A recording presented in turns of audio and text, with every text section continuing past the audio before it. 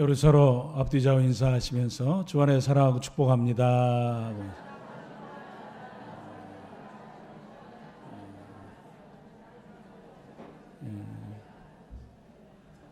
요즘에 환절기에 너무 감기로 고생들 하시는 것 같습니다. 감기 조심하시고요. 건강하게 사는 비법을 하나 알려드릴까요?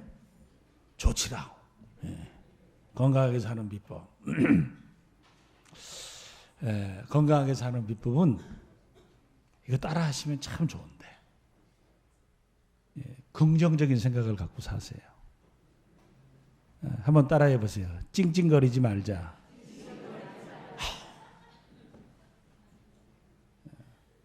찡찡거리고 살지 마세요. 찡찡찡찡찡찡. 그러면 찡찡이가 붙어요. 그래가지고 목에도 붙고 다리에도 붙고 허리에도 붙고 그래서 맨날 끙끙 찡찡 깡깡 거리다가 갑니다. 다시 한번 뭐 하지 말자. 시작. 오케이. 해피하게 늘 뭐가 되냐 안 되냐 그러지 말고 즐겁게 즐거운 마음을 가지고 얼굴 한번 보세요. 얼굴 한번 보세요. 네 얼굴대로 될게요. 시작.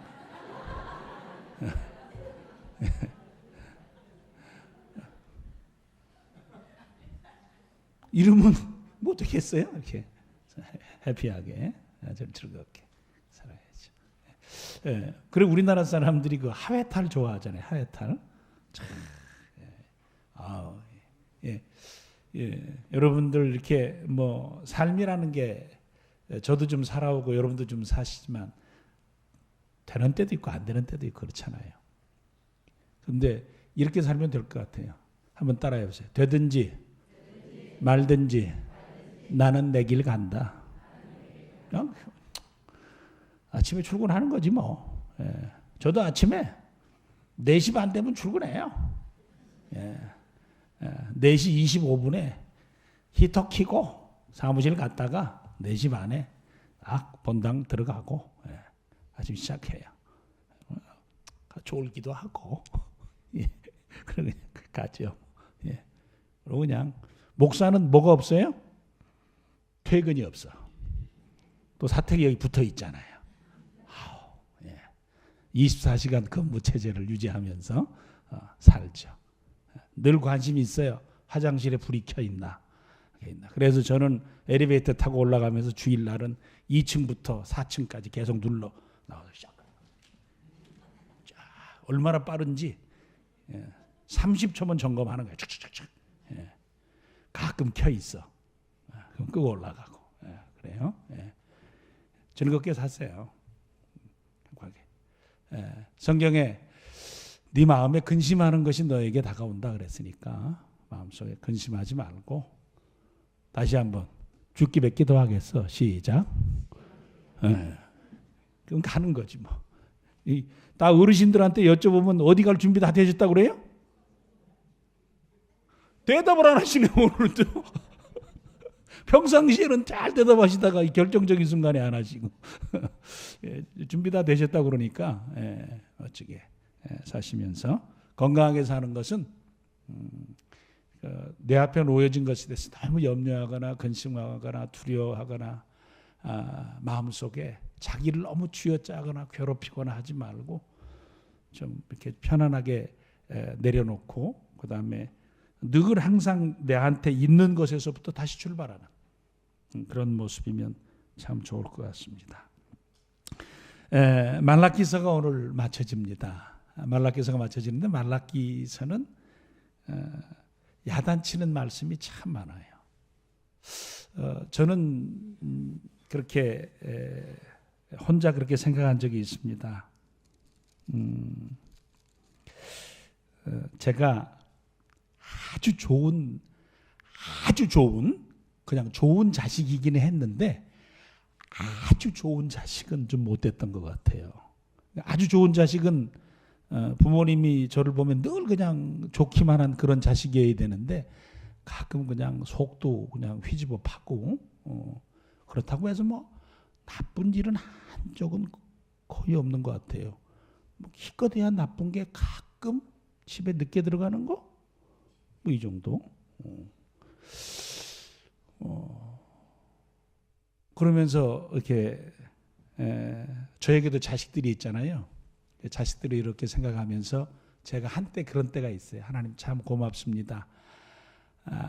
나는 부모님께 잘못한 게 참 많은데 그래도 제 자식들은 나 같은 자식 아니고 조금 더 괜찮은 자식들 되게 해주셔서 감사합니다. 그러고 저를 돌아본 적이 있어요.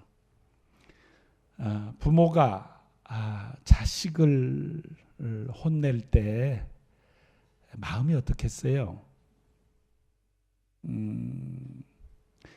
저희 목회자들에게도 다 자녀가 있잖아요.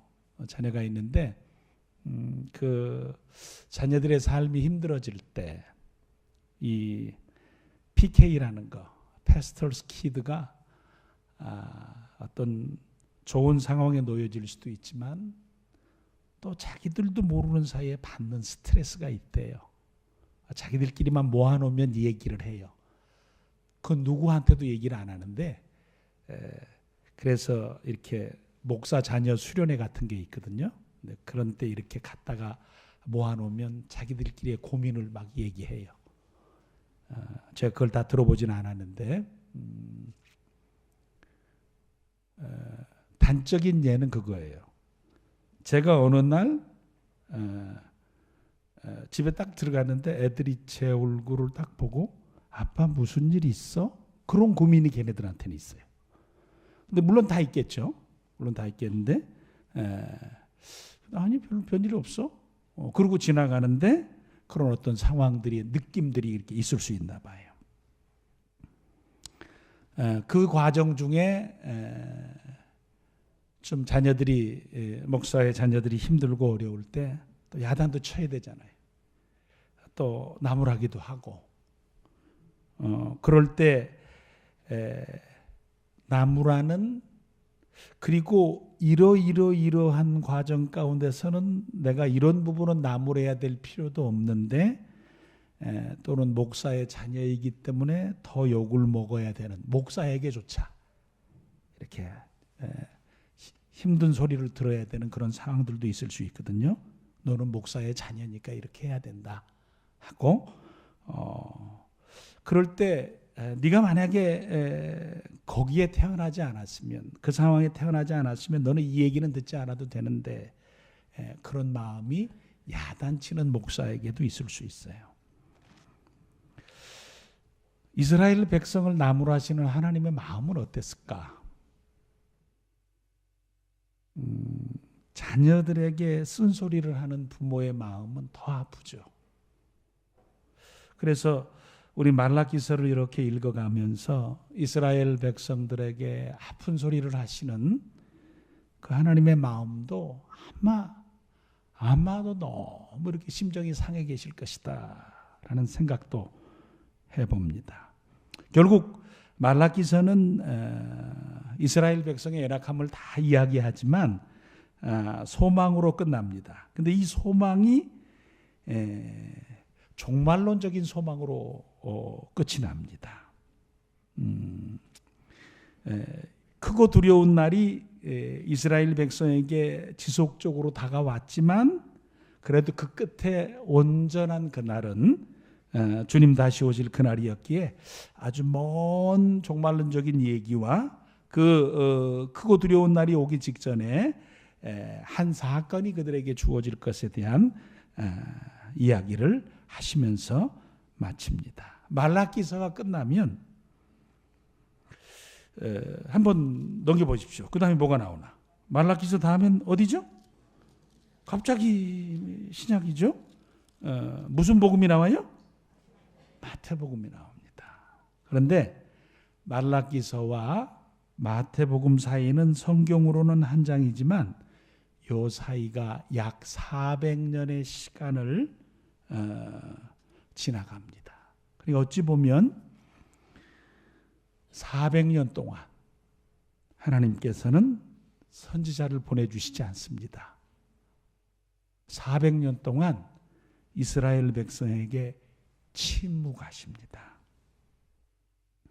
더 이상 잘했다 잘못했다 이 얘기를 하시지 않습니다. 어찌 보면 역사 가운데 하나님의 백성들을 그냥 내버려 두셔버립니다.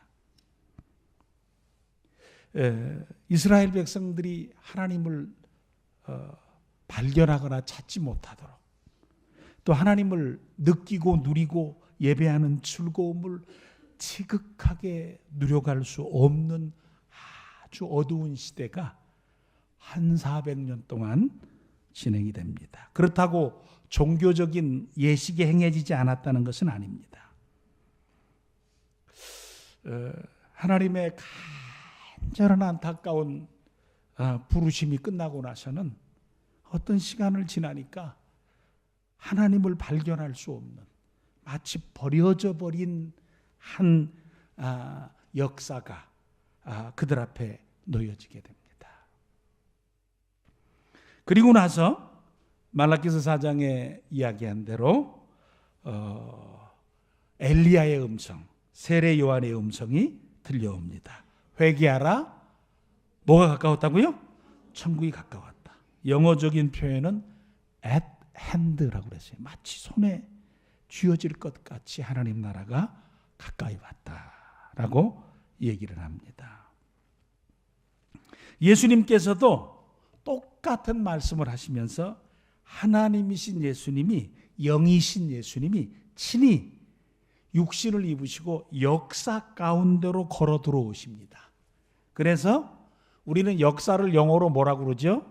히스토리. 그런데 어느 말장난하는 사람이 히스토리라는 단어를 똑 나누어 가지고 his story 그렇게 얘기합니다. 역사는 그분의 이야기다라고 얘기를 하곤 합니다.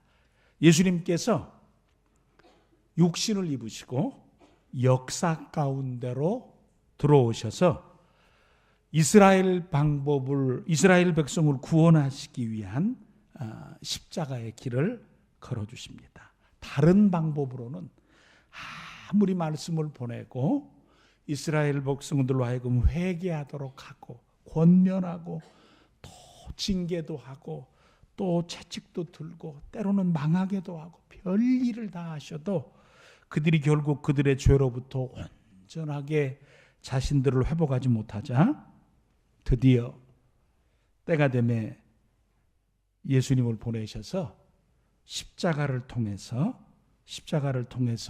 우리의 죄짐을 지게 해주시는 귀하신 일을 감당하게 하십니다. 그래서 예수님께서 역사 가운데로 들어오신 것은 너무 감사한 일이죠.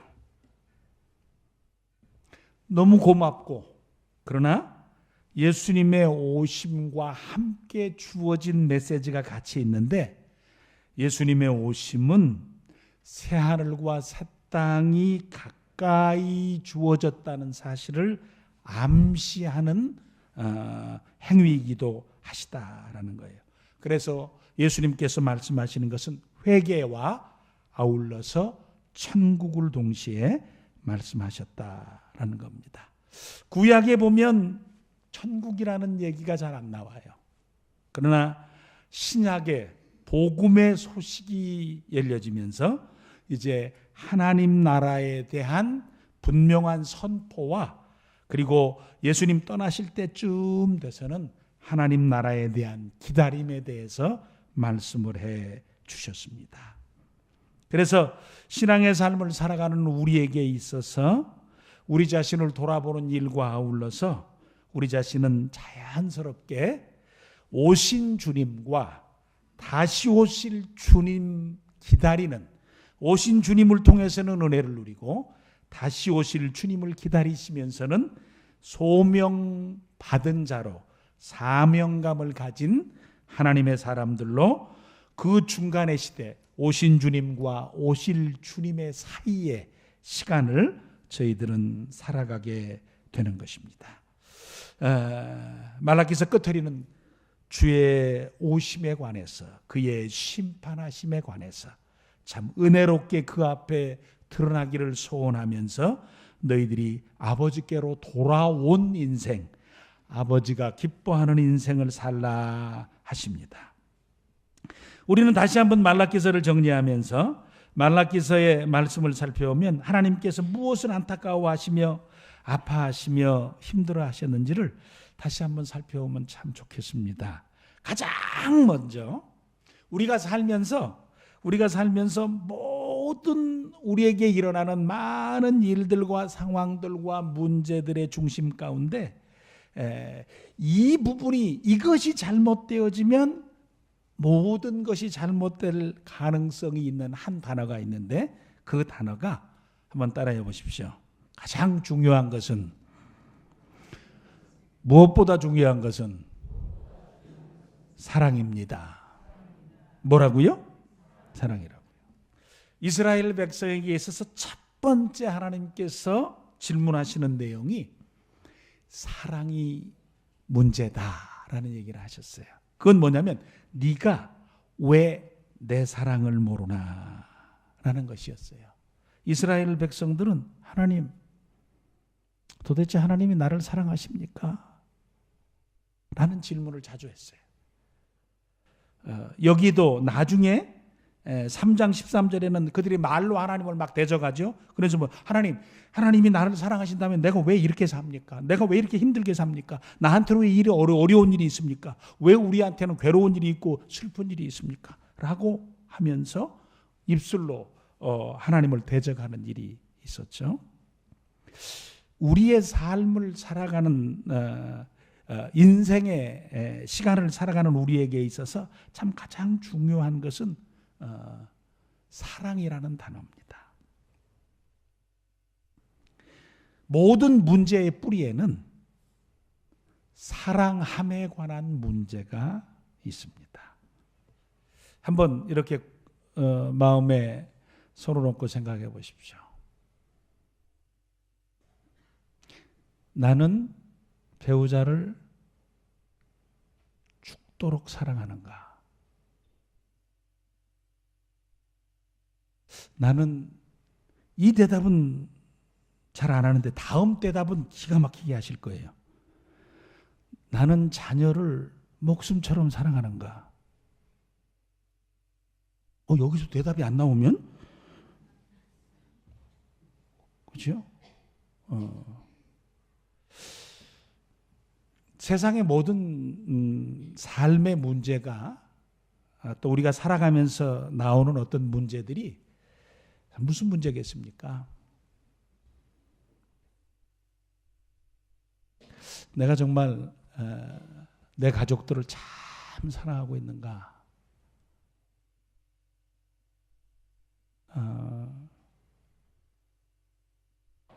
내가 내 자녀들을 정말 끔찍하게 사랑하고 있는가? 내가 정말 내가 다니는 교회를 사랑하는가? 그렇죠? 우리는 사랑하지 않고 모든 일을 다 할 수 있어요. 우리는 사랑하지 않고 살 수 있어요. 사랑하지 않고 지날 수 있어요. 그러나 사랑하지 않으면 남겨지는 것은 없어요. 진실하게 사랑할 때 사랑의 열매와 축복스러움이 시간 속에 참 복스러운 의미를 갖고 우리 가운데 남겨지게 됩니다. 그래서 이스라엘 백성들에게 있어서 가장 큰 문제가 뭐였냐? 그러니까 가장 기본적이고 중요한 하나님이 나를 사랑하신다라는 문제에 관해서 그들이 깊은 이해를 하고 있지 못할 때 그들의 삶의 모든 부분이 고장나기 시작했어요. 다시 한번 말라기서를 마치면서 한번 우리 마음 가운데 그 부분을 한번 점검해 보시기 바랍니다. 하나님의 사랑의 증거는 십자가입니다. 죽기까지 우리를 사랑하셨습니다. 그 하나님의 사랑의 흔적이 십자가인데 우리는 다른 것을 요청하니까 잘못되게 느낌을 가질 때가 있죠. 나를 사랑하기 위해서 생명을 주신 그 하나님의 사랑이 우리 앞에 있는데도 그것 말고 다른 거 달라고 그러죠. 하나님의 사랑이 직접적으로 나에게 주어졌을 때는 나에게 가장 좋은 것 달라고 그렇게 이야기하는 경향들이 있기는 합니다만, 다시 한번 그래도 우리의 마음을 정돈하면서 하나님이 나를 그토록 사랑하시는데 내가 하나님을 잘 이해하고 그 사랑을 깨닫고 살아갈 수 있도록 하나님 도와주십시오. 또 우리의 관계 속에서 고장난 부분이 있다면 하나님, 내가 배우자를 사랑하고 내가 자식을 사랑하고 그리고 내가 이웃을 사랑하고 교회를 사랑하는 마음이 내 마음 가운데 있을 수 있도록 하나님 도와주십시오. 그냥 다니는 것과 사랑하며 다니는 것은 전혀 다릅니다. 그냥 시간을 보내는 것과 사랑하는 것은 다릅니다. 직장 생활을 하면서도 내가 회사를 사랑하고 내가 회사에 있는 내 직원들을 같이 사랑하며 내가 직장 생활을 할 수 있도록 도와주십시오. 전혀 다릅니다. 아버지, 그냥 살지 말고 하나님이 나를 사랑하시는 사랑을 받은 나로서 하나님을 사랑하고 그리고 사랑하며 살 수 있는 내가 되도록 도와주십시오. 사랑하지 않으니까 제일 먼저 잘못되는 게 뭐였어요? 제사부터 잘못되잖아요. 여러분, 우리는 제사를 안 드리잖아요. 제사를 안 드리잖아요. 근데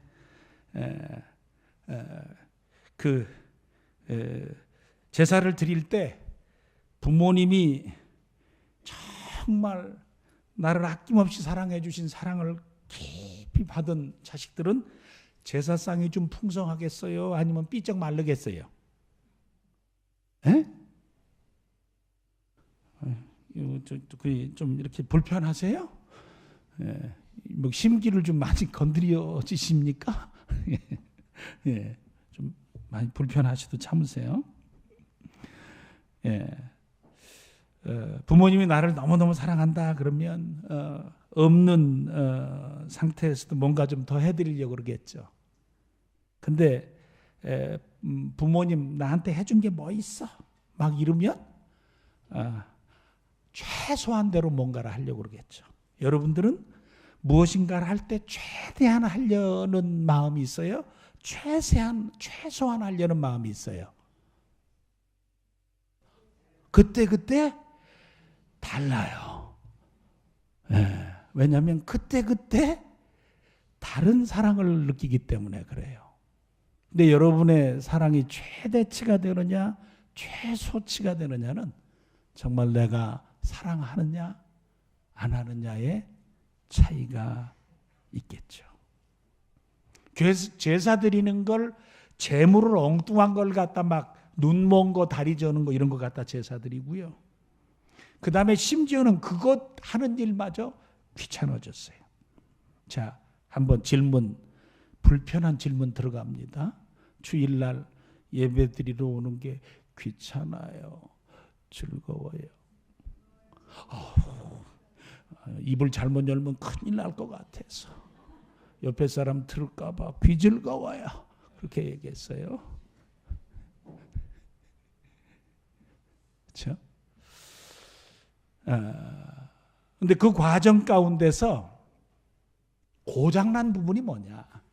뭐가 잘못됐길래 도대체 이런 과정에 문제가 형성이 됐냐? 그러니까 말라기 선지자를 통해서 깨닫게 해주는 게, 야, 제사장부터 하나님 말씀을 무시하는 일이 있었다는 거예요.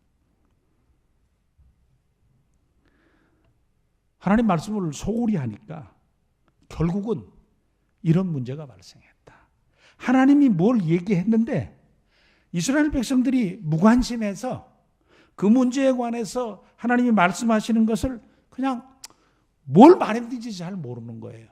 여러분, 누구랑 막 얘기하다가 갑자기 아무 소리도 안 들릴 때 있죠. 예, 저도 가끔 그럴 때가 있는데 저희 집사람이 저한테 막 뭐라고 그러는데 제가 막 딴 생각하고 딴짓하고 그럴 때가 있어요. 특히 TV 볼 때 저는 TV를 열심히 막 보고 있는데 저희 집사람이 이랬고 저랬고 뭐 이렇게 저렇고 했는데, 여보 당신은 어떻게 생각해? 그러니까 뭐라고?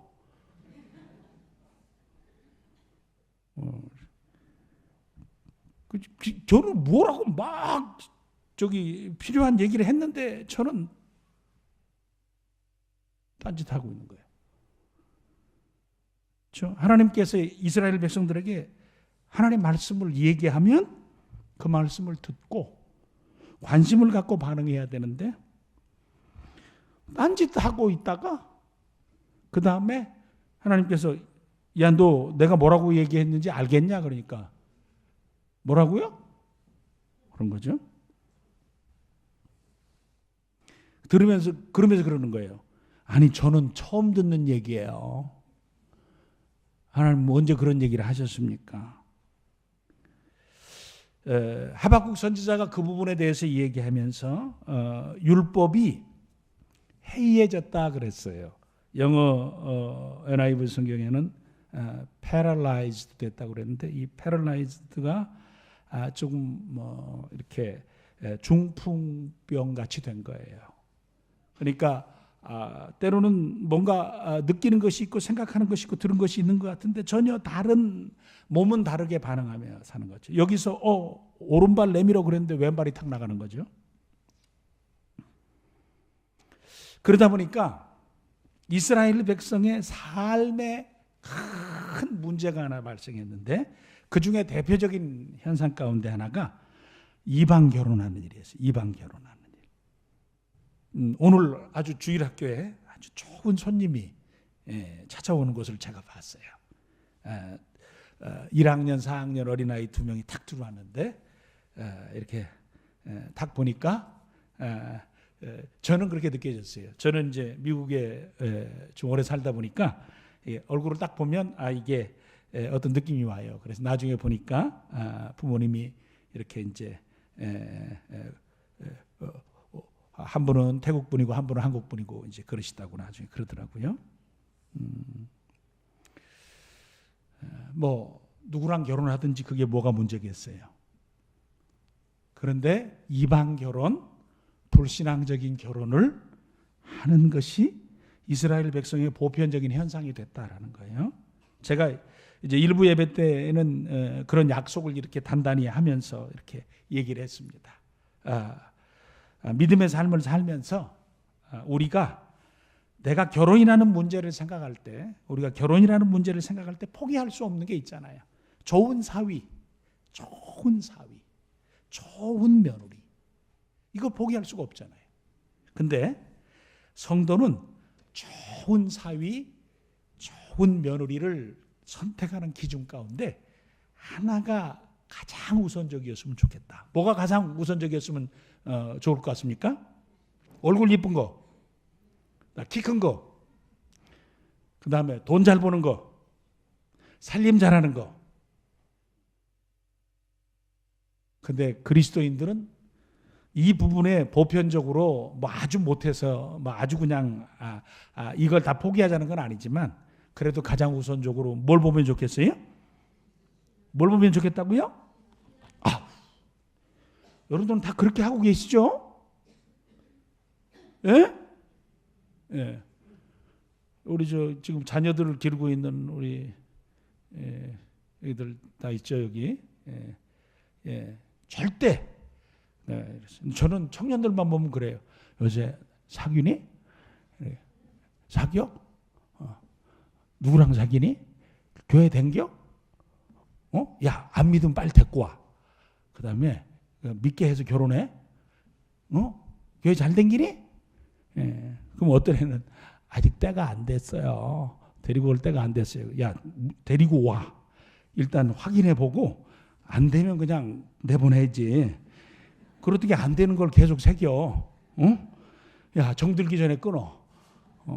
제가 그런 적도 있어요. 그래서 끝낸 애도 있어요. 우리 교회. 제가 한 2년간 괴롭힌 애가 있어요. 야, 대학 가서 새겼냐? 새겼어요. 교회 댕기냐? 안 댕겨요. 끝내. 나 나중에 들어보니까 더 깊어졌어. 야, 위험하다. 절대 결혼은 안 되고 불가해. 끊어. 나중에 계속 그러니까 2년 만에 어떻게 끊어지더라고요. 아버지, 잘 됐습니다. 여러분, 악착같이 짧은 인생 걸어가는 동안에 신앙마저 다르면 내 자식이 믿음의 삶을 살아가는데 얼마나 외로울까. 내 자식이 교회 가고 싶은데, 내 자식이 내 자녀들에게 예수 믿게 하고 싶은데 배우자들이 동의하지 못하거나 관심이 없거나 함께 해주지 못해서 나뿐만 아니라 내 자식이 믿음의 길을 가지 못하는 그런 상황이 주어진다면 나중에 사실 얼마나 마음이 안 좋겠어요. 말은 안 해도. 근데 그런 어떤 상황과 과정들을 여러분들이 어른들이 뻔히 알면서 그런 일이 대물림될 것을 알면서 믿음을 가장 소중하게 여기지 않는 어리석은 일을 해서는 안 된다라는 거죠. 그래서 오늘 일부 예배 때 과감한 선언을 했어요. 아직 결혼하지 않는 처자들이요. 나이, 성별을 불문하면 안 되니까 그건 또 이상해지니까 나이, 그 다음에 직업, 건강을 불문하고 걸어다니면 결혼해라. 걸어다니면 굉장히 건강한 거예요. 그렇죠? 잘못 걸어다니는 사람들이 있어요. 그래서 걸어다니면 결혼하고 예수 잘 믿는 사람하고 결혼해라. 결혼해라.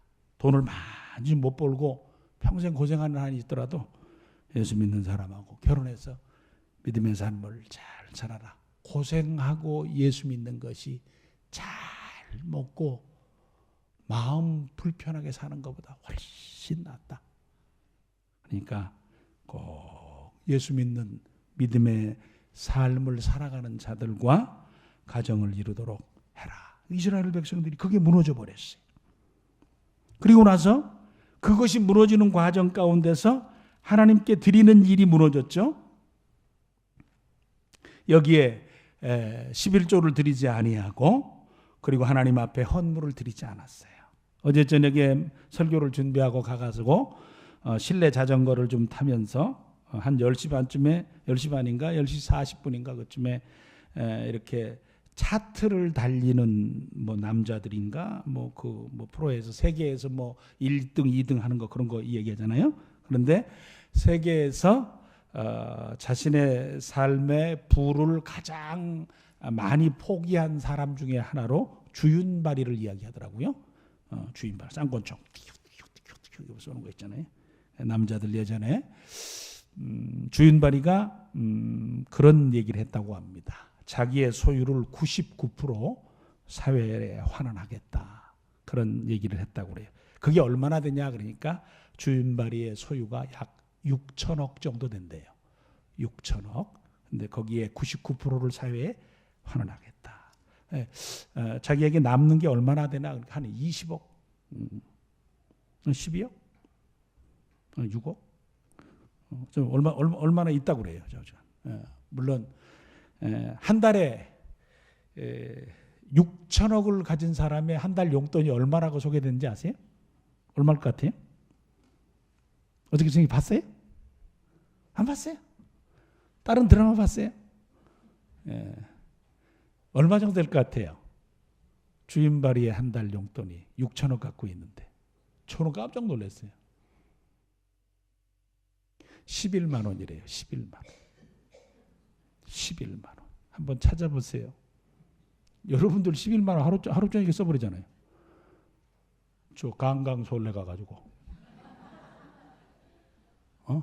강강솔래 가가지고 한 6명 먹으면 11만 원 헐 택도 없지.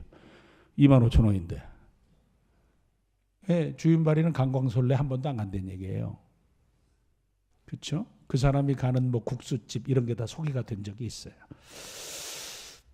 그거 얘기하자는 건 아니고 돈이 있는 곳에 마음이 있잖아요. 그러니까 하나님의 사랑과 은혜를 바로 알게 되어지면 하나님 앞에서 자신의 물질을 사용하는 모습도 참 아름답게 쓰고 산다는 거죠.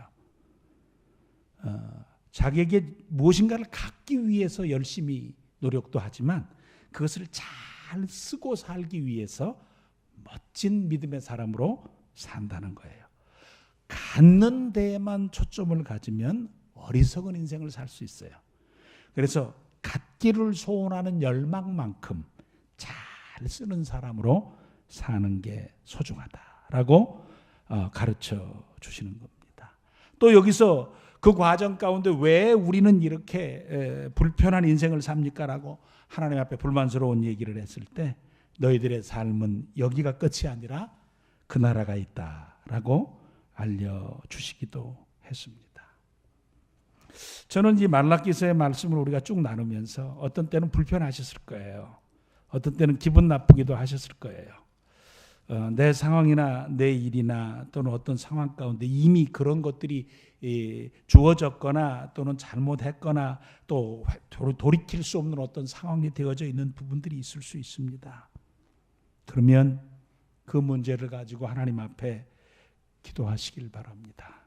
하나님, 사실 믿음의 삶을 살다가 보면 우리가 이성적으로 내가 알고 있는 부분들이 다 있어도 어떤 상황 가운데 내 선택권을 사용해서 신앙의 삶을 살아가는 동안에 제가 가지고 있는 어떤 순간적인 어떤 선택과 상황 가운데 어떤 잘못된 일들이 우리에게 만들어져 있을 때 하나님, 그 문제가 나를 긍휼히 여기시고 불쌍히 여기시는 하나님의 도우심과 역사 가운데 회복의 상태로 회복될 수 있기를 소원합니다.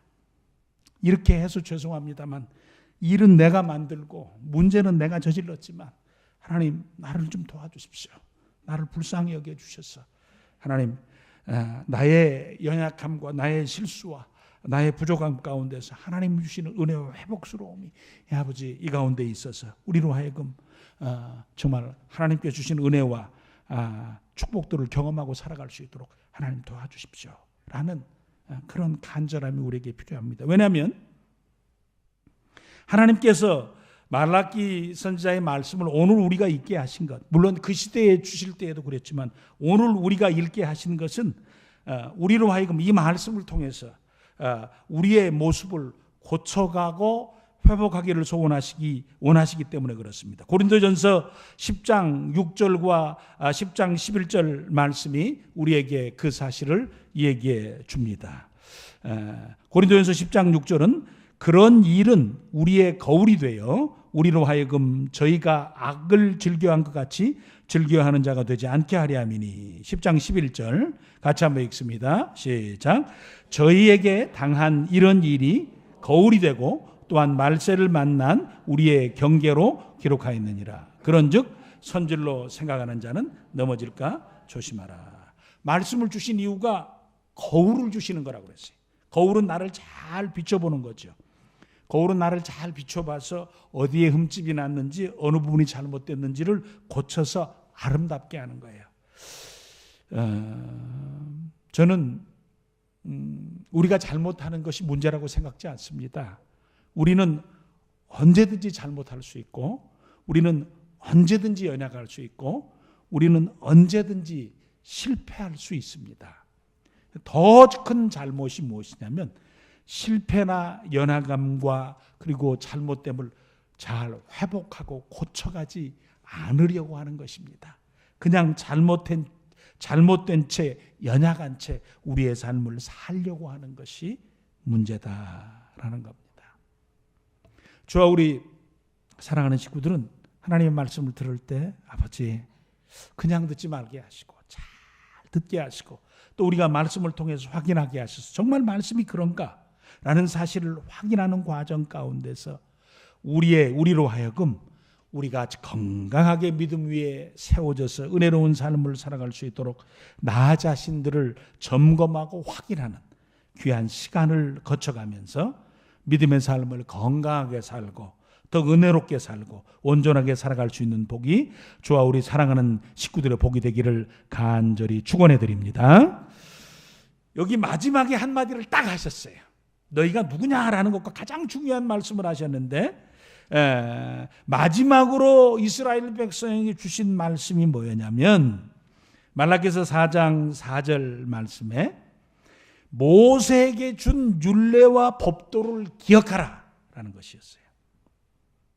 모세에게 준 율례와 법도를 기억하라 라는 것이었어요. 출애굽기 15장 5절과 6절에 그 내용이 뭔지를 이야기합니다. 같이 한번 읽어볼까요? 시작. 세계가 다 내게 속하였나니 너희가 내 말을 잘 듣고 내 언약을 지키면 너희는 열국 중에서 내 소유가 되겠고 너희가 내게 대하여 제사장 나라가 되며 거룩한 백성이 되리라. 너는 이 말을 이스라엘 자손에게 고할지니라. 아멘. 중요한 사실이 하나 있어요. 이스라엘 백성은 창세기 12장에서 아브라함부터 출발해요. 다 아브라함의 자식이에요. 아브라함, 이삭, 야곱 12지파. 이게 이스라엘 백성이 된 거예요. 그러니까 이스라엘은 아브라함이 조상이에요. 그러니까 혈통적으로 하나예요. 그래서 이스라엘 백성들을 대하실 때, 이스라엘 백성들을 부르실 때 너희들은 아브라함의 자손이고 그래서 이스라엘 백성이다 라는 혈통적인 관점에서 이스라엘 백성들을 대하시지 않았다라는 거예요.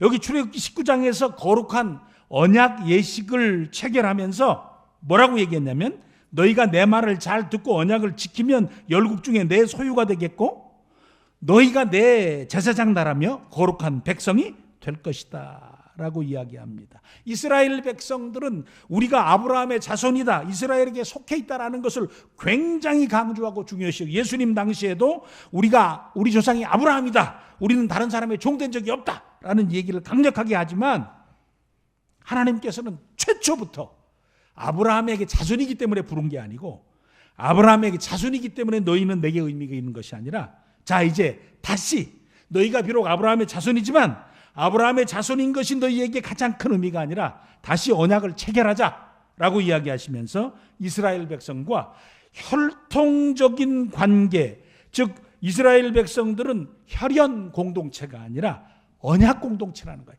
약속 위에 세워진 공동체라는 거예요. 이게 중요하지 않다는 거죠. 우리 애들이 야, 너 예수 믿냐? 그러니까 우리 아버지가 목사예요. 뭐라고? 우리 아버지가 목사라고요? 그래서 우리 아버지가 목사예요. 아무 의미가 없다는 얘기예요. 혈연적인 하나님 앞에서 네 아버지가 목사냐? 네가 목사 자녀냐? 이게 뭔 의미가 있냐는 거예요. 그러나 그 과정 가운데서 주실 은혜는 있죠. 거기에 관계 속에서 주어지는 여러 가지 축복들이 주어질 수 있으니까. 그러나 엄격하게 따지면 그게 큰 의미가 있는 게 아니라 네가 개인적으로 하나님 앞에서 혈연 공동체의 의미를 갖고 사는 것이 아니라 언약 공동체의 일원으로서 살아라라는 거죠. 내가 하나님 앞에서 결단하는 거죠. 내 개인이 하나님 앞에서 믿음을 고백하고 내가 하나님 앞에서 1대1의 의미를 갖고 내가 하나님 말씀대로 살겠습니다, 하나님을 사랑합니다 라고 살아가는 겁니다. 그래서 예수님께서도 예수님을 따르는 제자들에게 뭐라고 얘기했어요? 요한복음 14장 15절, 21절, 23절, 24절에 계속해서 그 말씀을 하십니다. 14장 15절에 같이 읽습니다. 시작. 너희가 나를 사랑하면 뭐 하라고요? 나의 계명을 지키라. 이게 가장 중요한 기본이에요. 날 사랑하냐? 내 말을 지켜라. 그 다음에 설명을 21절에서부터 24절까지 쭉 하죠. 그 설명이 다 의미가 있어요. 같이 한번 읽어볼까요? 시작. 나의 계명을 지키는 자라야 나를 사랑하는 자니 나를 사랑하는 자는 내 아버지께 사랑을 받을 것이요 나도 그를 사랑하여 그에게 나를 나타내리라. 예수께서 대답하여 이르시되 사람이 나를 사랑하면 내 말을 지키리니 내 아버지께서 그를 사랑하실 것이요 우리가 그에게 가서 거처를 그와 함께 하리라. 나를 사랑하지 아니하는 자는 내 말을 지키지 아니하나니 너희가 듣는 말은 내 말이 아니요 나를 보내신 아버지의 말이심이니라. 아멘. 가장 중요한 거예요. 너희가 나를 사랑하냐? 한마디로 뭐라고 얘기했어요? 내 계명을 지키라. 그러면 내 사랑을 알게 되리라.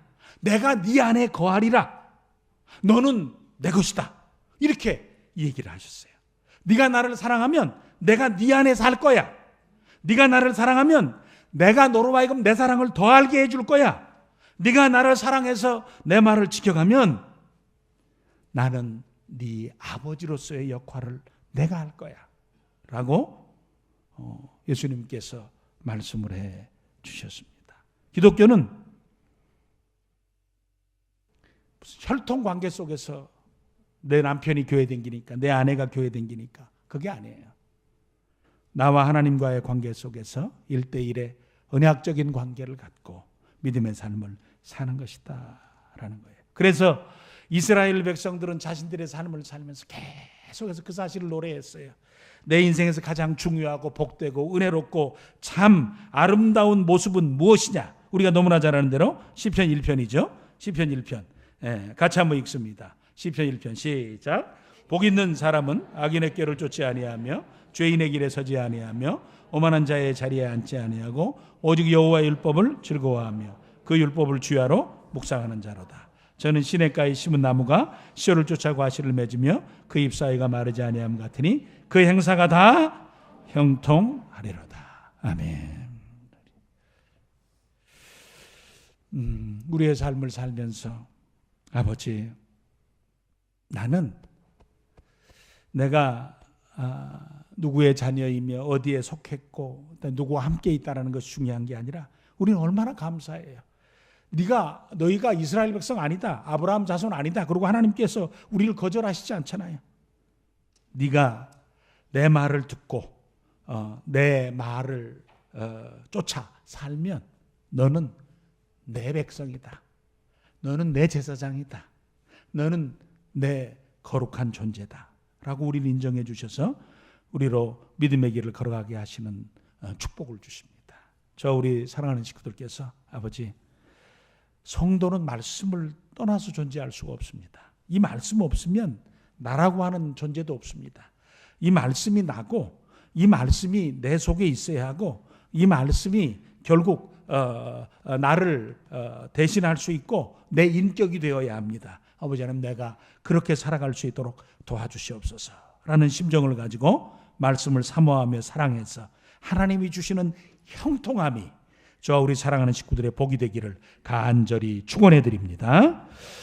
마지막 날에 크고 두려운 날이 이르기 전에 하나의 증표를 주셨습니다. 엘리야를 보내주신다고 했습니다. 마태복음 11장 14절에 쉬운 성경에 보면 엘리야가 요한이다 라고 예수님께서 말씀해 주셨습니다. 세례 요한이 한 일은 딱 하나입니다. 회개를 선포했습니다. 그래서 세례를 주었습니다.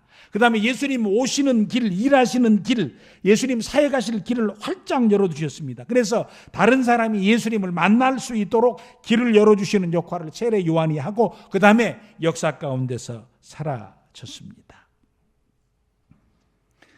저와 우리 사랑하는 식구들께서 하셔야 될 소중한 역할이 있다면 뭐겠습니까?